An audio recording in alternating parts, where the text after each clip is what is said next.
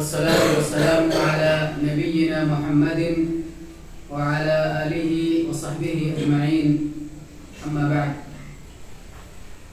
فعن عمر بن الخطاب رضي الله تعالى عنه قال: بينما نحن جلوس عند رسول الله صلى الله عليه وسلم إذ طلع علينا رجل شديد بياض الثياب شديد سواد الشعر لا يرى عليه أثر السفر ولا يعرفه منا أحد، حتى جلس إلى النبي صلى الله عليه وسلم فأسند ركبتيه إلى ركبتيه ووضع كفيه على فخذيه وقال: يا محمد أخبرني عن الإسلام. قال: أن تشهد أن لا إله إلا الله وأن محمدا رسول الله، وأن تقيم الصلاة وتؤتي الزكاة وتصوم رمضان وتحج البيت إن استطعت إليه سبيلا. قال: صدقت. قال: فعجبنا له يسأله ويصدقه. قال: فأخبرني عن الإيمان. قال: أن تؤمن بالله وملائكته وكتبه ورسله وباليوم الآخر وبالقدر خيره وشره. قال: فأخبرني عن الإحسان. قال: أن تعبد الله كأنك تراه فإن لم تكن تراه فإنه يراك. قال: فأخبرني عن الساعة. قال: ما المسؤول عنها بأعلم من السائل. قال: فأخبرني عن أماراتها. قال: أن تلد الأمة ربتها وأن ترى الحفاة العراة العالة رعاء الشاء يتطاولون في البنيان. الحديث. معزز اور محترم سامعین، یہ حدیث جو میں نے ابھی آپ کے سامنے پڑھی ہے، لمبی حدیث ہے. حضرت عمر بن خطاب رضی اللہ تعالی عنہ سے یہ حدیث مروی ہے. عمر بن خطاب رضی اللہ تعالی عنہ یہ سن 5 یا 6 نبوی میں اسلام قبول کیے، اور ان کے اسلام لانے کی وجہ سے اسلام اور مسلمانوں کو بڑی تقویت ملی تھی. حضرت ابو بکر صدیق رضی اللہ تعالی عنہ کے بعد مسلمانوں کے دوسرے خلیفہ متعین کیے گئے تھے. سن 24 ہجری کے اخیر میں ابو لؤلؤہ مجوسی نے قاتلانہ حملہ کر کے ان کے اوپر انہیں شہید کیا تھا.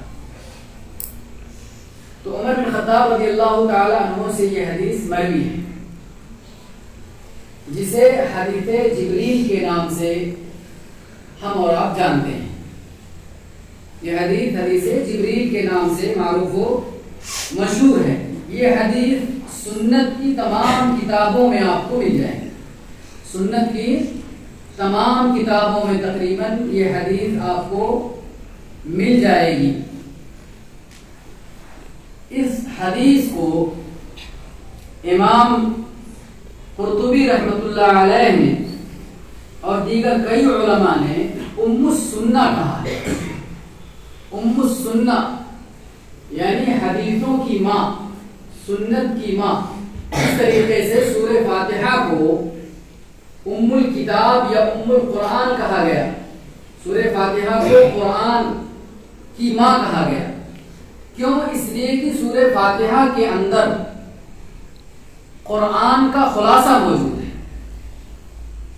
پورے قرآن کا خلاصہ سورہ فاتحہ کے اندر موجود ہے. پورے قرآن کا خلاصہ سورہ فاتحہ کے اندر پایا جاتا ہے. اسی طریقے سے یہ جو حدیث میں نے ابھی آپ کے سامنے پڑھی ہے، یہ حدیث بھی، اس حدیث کے اندر بھی پورے دین کا نچوڑ موجود ہے. دین کے تمام احکامات، دین کے تمام مسائل اس حدیث کے اندر جمع کر دیے گئے ہیں.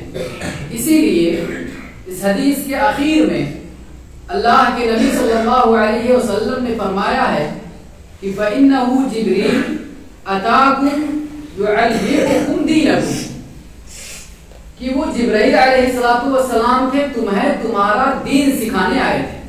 یعنی اس حدیث کے اندر پورا دین موجود ہے. اسی وجہ سے اس حدیث کو ام السنہ کہا جاتا ہے. اسی وجہ سے اس حدیث کو ام السنہ یعنی تمام حدیثوں کی ماں، یعنی تمام باتوں، شریعت کے تمام مسائل، شریعت کے جملہ احکامات کا نچوڑ اس حدیث کے اندر موجود ہے. اس حدیث کا ایک سبب ورود بھی بیان کیا جاتا ہے.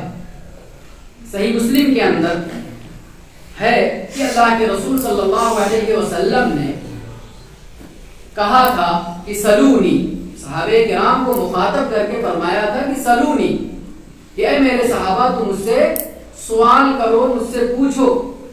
فَحَابُوهُ أَن يَسْأَلُوهُ، تو صحابہ کرام سوال کرنے سے گھبرا اٹھے. گھبراہٹ کی وجہ سے، ڈر کی وجہ سے صحابہ کرام نے اللہ کے نبی سے سوال نہیں کیا. تو اسی اثنا میں حضرت جبرائیل علیہ السلام ایک صحابی دحیہ کلبی کی شکل میں آئے اور آ کر کے انہوں نے سوال کیا. تو یہ اس حدیث کا شان ورود ہے. حدیث ہے کہ بینما نحن جلوس عند رسول اللہ صلی اللہ علیہ وسلم، کہ ہم اللہ کے رسول صلی اللہ علیہ وسلم کے پاس موجود تھے. اسی درمیان اذ طلع علینا رجل، اچانک ایک آدمی نمودار ہوا. اچانک ایک آدمی نمودار ہوا. شدید و بیاض الثیاب، جس کے کپڑے بالکل سفید تھے، جس کے کپڑے بالکل سفید تھے. شدید و سواد الشعر، اور جس کے بال بالکل سیاہ اور کالے تھے. یہاں پہ بال سے مراد داڑھی کے بال ہیں. ابن حبان رحمہ اللہ کی ایک روایت ہے جس کے اندر ہے شدید و سواد اللحیہ، کہ داڑھی کے بال بالکل کالے تھے. اس لیے کہ اہل عرب کا یہ کلچر ہے، ان کی یہ تہذیب ہے کہ وہ اپنے سر کو ڈھانپ کر کے رکھتے ہیں، سر کو ڈھک کے رکھتے ہیں، چھپا کر کے رکھتے ہیں اپنے بالوں، سر کے بالوں. تو سر کا بال تو دکھ نہیں سکتا تھا. تو راوی نے جو دیکھا وہ داڑھی کے بال دیکھے اور اسی کے بارے میں فرمایا کہ وہ انتہائی کالے تھے. شدید و سواد الشعر، یعنی داڑھی کے بال بالکل کالے تھے. لا یرا علیہ اثر السفر، اور ان پر سفر کے نشانات نہیں دیکھے جا رہے تھے. سفر کا کوئی نشان ان کے اوپر نہیں تھا، یعنی کسی طرح کا گرد و غبار ان کے جسم پر نہیں تھا. بالکل حشاش بشاش اور بالکل صاف ستھرا بدن تھا. کہیں پہ سفر کی کوئی نشانی ان کے بدن پر نہیں تھی. وَلَا يَعْرِفُهُ مِنَّا أَحَدٌ، اور نہ ہی ہم انہیں پہچان رہے تھے. بعض روایت میں مسند احمد کی ایک روایت ہے جس میں ہے کہ فَنَظَرَ الْقَوْمُ بَعْضُهُمْ إِلَى بَعْضٍ فَقَالُوا مَا نَعْرِفُ هَذَا، کہ اس وقت جو صحابہ کرام موجود تھے آپس میں انہوں نے ایک دوسرے کی طرف دیکھا تعجب کی نظر سے اور کہا کہ ہم انہیں نہیں پہچانتے ہیں، ہم انہیں نہیں جانتے ہیں. تو اسی کو حضرت عمر رضی اللہ تعالی عنہ نے بیان کیا کہ وَلَا يَعْرِفُ مِنَّا أَحَدٌ، وَلَا يَعْرِفُهُ مِنَّا أَحَدٌ، کہ کہ انہیں ہم میں سے کوئی پہچانتا نہیں تھا. حتی جلس الی النبی صلی اللہ علیہ وسلم، یہاں تک کہ وہ آ کر کے اللہ کے رسول صلی اللہ علیہ وسلم کے پاس بیٹھ گئے. فاسند رکبتیہ الی رکبتیہ، اور کیسے بیٹھے؟ اپنے دونوں گھٹنوں کو اللہ کے نبی صلی اللہ علیہ وسلم کے دونوں گھٹنوں سے ملا کر کے، اپنے دونوں گھٹنوں کو اللہ کے نبی صلی اللہ علیہ وسلم کے دونوں گھٹنوں سے ملا دیا. ووضع کفیہ علی فخذیہ، اور اپنے دونوں ہاتھوں کو آپ کے رانے مبارک پر رکھ دیا، اپنے دونوں ہاتھوں کو آپ کے رانوں پر رکھ دیا.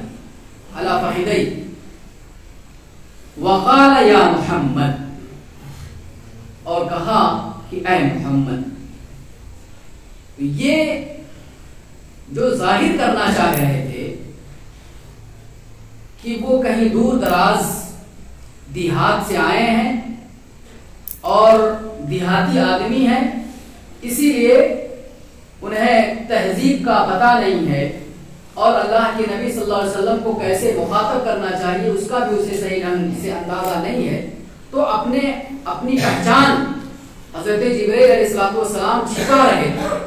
اسی وجہ سے بعض روایتوں میں آتا ہے کہ وہ صحابہ کرام کو فلانگتے ہوئے، صحابہ کرام کے گردنوں کو چھلانگتے ہوئے نبی اکرم صلی اللہ علیہ وسلم کے پاس پہنچے، پھاندتے ہوئے. اور یہ ایک مہذب انسان کا طریقہ نہیں ہے. اور جب اللہ کے نبی کو مخاطب کرنا ہوا تو ڈائریکٹ نام لے کر کے مخاطب کیا. کیا کہا؟ یا محمد، اے محمد. تو اپنی پہچان چھپانا چاہ رہے تھے اور یہ ظاہر کرنا چاہ رہے تھے کہ وہ ایک بدو ہیں، دیہاتی ہیں. کہا کہ اے محمد اخبرنی عن الاسلام، آپ مجھے اسلام کے متعلق بتلائیے، اسلام کے بارے میں مجھے بتلائیے. اللہ کے نبی صلی اللہ علیہ وسلم نے فرمایا کہ الاسلام ان تشہد ان لا الہ الا اللہ وان محمدا رسول اللہ. اسلام یہ ہے کہ تم گواہی دو کہ اللہ کے سوا کوئی معبود حقیقی نہیں ہے، اور اس بات کی بھی گواہی دو کہ محمد صلی اللہ علیہ وسلم اللہ کے رسول ہیں. تو یہ سب سے پہلی چیز ہے اسلام کے متعلق کہ آپ لا الہ الا اللہ اور محمد رسول اللہ کا اقرار کریں. لا الہ الا اللہ میں دو چیزیں ہیں. لا الہ الا اللہ کے دو رکن ہیں، ایک النفی اور دوسرا الاثبات. شروع میں لا الہ الا اللہ کے ذریعے تمام معبودان باطلہ کی نفی کی گئی ہے، اور دوسرے ٹکڑے میں الا اللہ میں اللہ رب العالمین کے لیے عبادت کو ثابت کیا گیا کہ حقیقی معبود اگر کوئی ہے تو وہ اللہ رب العالمین کی ذات ہے. اللہ رب العالمین کی ذات ہی عبادت کے لائق ہے. عبادت کی جتنی بھی قسمیں ہوں گی سب اللہ کے لیے ہی انجام دی جائیں گی. اللہ کے علاوہ کسی اور ذات کی طرف کسی بھی عبادت کو پھیرا نہیں جائے گا. تو لا الہ الا اللہ، کلمہ لا الہ الا اللہ کی بڑی فضیلت آئی ہوئی ہے احادیث کے اندر. چنانچہ ابو ہریرہ رضی اللہ تعالی عنہ کی ایک حدیث ہے کہ اللہ کے نبی صلی اللہ علیہ وسلم نے فرمایا کہ الایمان بضع و سبعون شعبہ، کہ ایمان کے 70 سے زائد یعنی 73 شعبے ہیں، جن میں سے سب سے افضل جو شعبہ ہے، سب سے افضل جو حصہ ہے وہ کلمہ لا الہ الا اللہ ہے، اور سب سے کمتر درجہ راستے سے تکلیف دہ چیز کو ہٹانا ہے. اور حیا بھی ایمان کا ایک شعبہ ہے، ایمان کا ایک حصہ ہے. اسی طریقے سے معاذ رضی اللہ تعالیٰ عنہ کی ایک حدیث ہے جس کے اندر اللہ کے رسول صلی اللہ علیہ وسلم نے ارشاد فرمایا ہے کہ من کان آخر کلامہ لا الہ الا اللہ دخل الجنہ، کہ دنیا سے رخصت ہوتے ہوئی جس کا آخری کلام لا الہ الا اللہ رہا ہوگا وہ جنت میں داخل ہوگا. یعنی جس نے آخری بات لا الہ الا اللہ کہی وہ جنت کا مستحق قرار پائے گا. تو یہ کلمہ لا الہ الا اللہ کی فضیلت ہے. اور اسی کلمے کی وجہ سے اسی کلمے کو دنیا میں عام کرنے کے لیے لوگوں تک پہنچانے کے لیے نبیوں کو دنیا کے اندر بھیجا گیا اور پوری انسانیت کی خلقت پوری انسانیت کی جو پیدائش ہوئی اسی کلمے کے تقاضے کو پورا کرنے کے لیے اسی کلمے کے تقاضے کو پورا کرنے کے لیے ہم انسانوں کو اللہ رب العالمین نے اس دنیا کے اندر بسایا ہے, دنیا کے اندر پیدا کیا ہے. تو کلمہ لا الہ الا اللہ کی کچھ شروط ہیں. العلم جو کہ جہل کے منافی ہے, یقین جو کہ شک کے منافی ہے, اسی طریقے سے الاخلاص جو کہ شرک کے منافی ہے, محبت جو بغض کے منافی ہے, صدق جو کذب کے منافی ہے, انقیاد جو کہ عمل نہ کرنے کے منافی ہے, چھوڑ دینے کے منافی ہے, قبول جو رد کر دینے کے منافی ہے.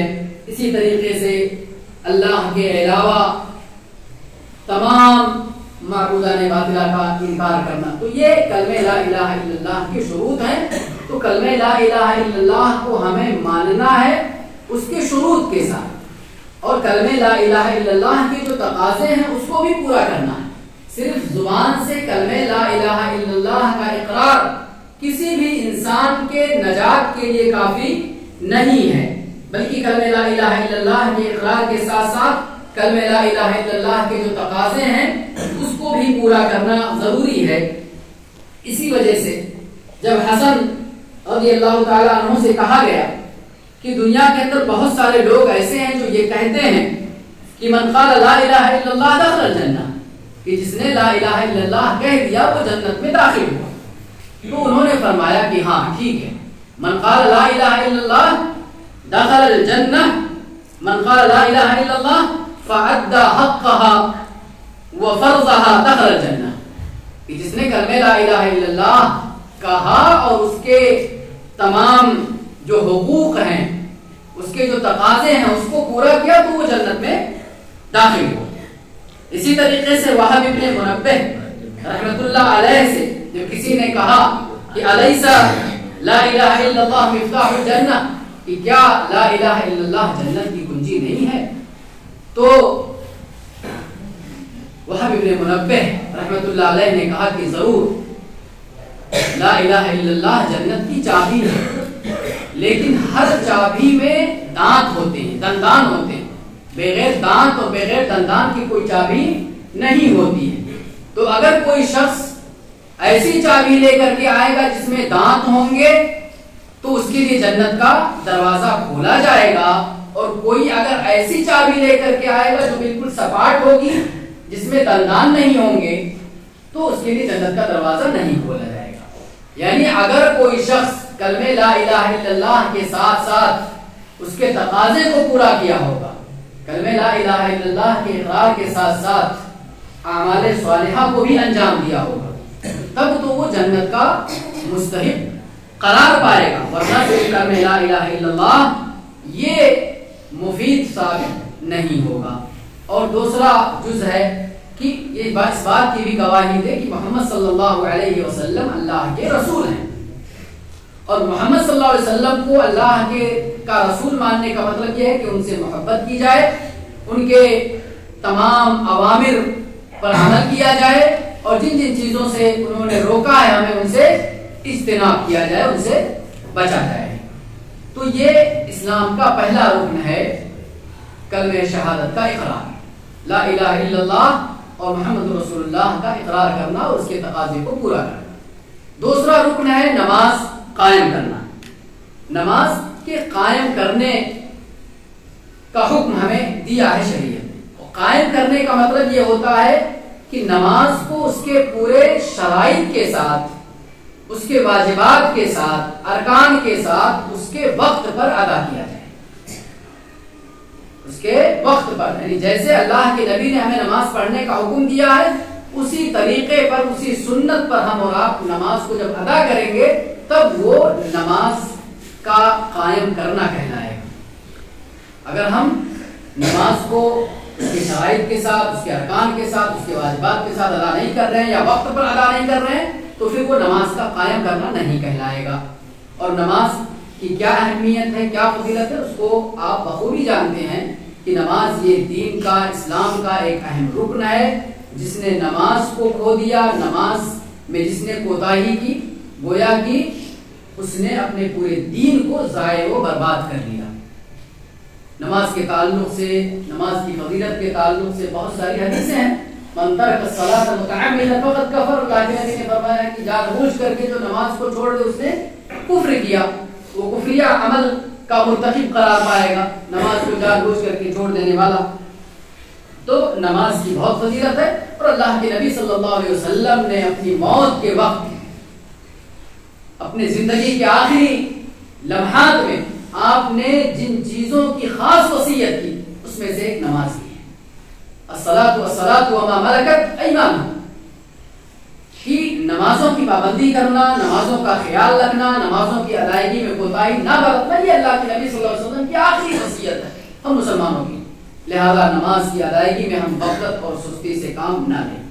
اسی طریقے سے اسلام کا تیسرا رکن آپ نے بیان فرمایا، وہ تؤتی الزکاۃ، زکوٰۃ کی ادائیگی کرو۔ زکوٰۃ بھی اسلام کا ایک اہم رکن ہے۔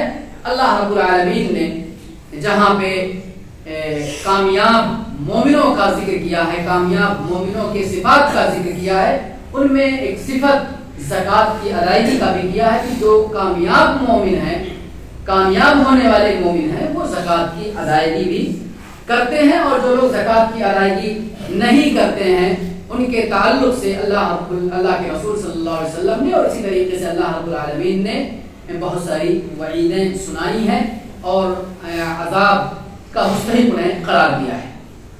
اسی طریقے سے تیسرا رکن، چوتھا رکن جو اللہ کے نبی صلی اللہ علیہ وسلم نے اسلام کا بیان فرمایا، وتصوم رمضان، کہ رمضان کا روزہ رکھیں آپ۔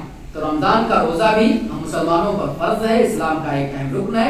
اللہ کے نبی صلی اللہ علیہ وسلم نے اس کی بھی بڑی فضیلت بیان کی ہے، من صام رمضان ایمانا واحتسابا غفر له ما تقدم من ذنبه، کہ جو پورے اخلاص کے ساتھ ثواب کی امید لے کر کے رمضان کے روزے رکھتا ہے، اللہ رب العالمین اس کے گناہوں کو بخش دیتا ہے۔ روزے کی بڑی ساری فضیلتیں احادیث کے اندر وارد ہوئی ہیں۔ پانچواں جو رکن ہے جس کی وضاحت آپ صلی اللہ علیہ وسلم نے اس حدیث کے اندر کی ہے، وہ حج، کہ ہر وہ شخص جو صاحب استطاعت ہو، حج کرنے کی طاقت رکھتا ہو، مال کے اعتبار سے بھی اور صحت کے اعتبار سے بھی، جو فریض حج کی ادائیگی پر قدرت رکھتا ہو، اس کے اوپر حج کی ادائیگی کرنا واجب ہے۔ تو حج زندگی میں ہر صاحب مستطیع یا ہر صاحب استطاعت مسلمان پر ایک بار واجب ہے۔ زندگی میں ایک بار ہر صاحب استطاعت مسلمان پر حج کرنا واجب ہے۔ اللہ رب العالمین نے فرمایا وَلِلَّهِ عَلَى النَّاسِ حِجُّ الْبَيْتِ مَنِ اسْتَطَاعَ إِلَيْهِ سَبِيلًا، کہ جو لوگ حج کی طاقت رکھتے ہیں ان پر اللہ رب العالمین کے لیے حج کرنا واجب ہے، حج کرنا ضروری ہے۔ اور اللہ کے نبی صلی اللہ علیہ وسلم نے بھی فرمایا ہے کہ اے لوگو، تم پر اللہ رب العالمین نے حج کو فرض قرار دیا ہے، لہذا تم حج کی ادائیگی کرو۔ اور حج کا بہت سارا ثواب اللہ کے نبی نے احادیث کے اندر بیان کیا ہے کہ جو شخص حج کر لیتا ہے اور اس میں کسی طرح کی لغو اور لایعنی بات کو انجام نہیں دیتا ہے، یعنی لغو اور بےہودہ باتوں سے اجتناب کرتا ہے، تو جب وہ لوٹتا ہے تو ویسے ہی ہوتا ہے جیسے اس کی ماں نے اس کو ابھی اپنے پیٹ سے پیدا کیا ہو، تو بالکل معصوم ہوتا ہے گناہوں سے، سارے گناہ اس کے دھل جاتے ہیں۔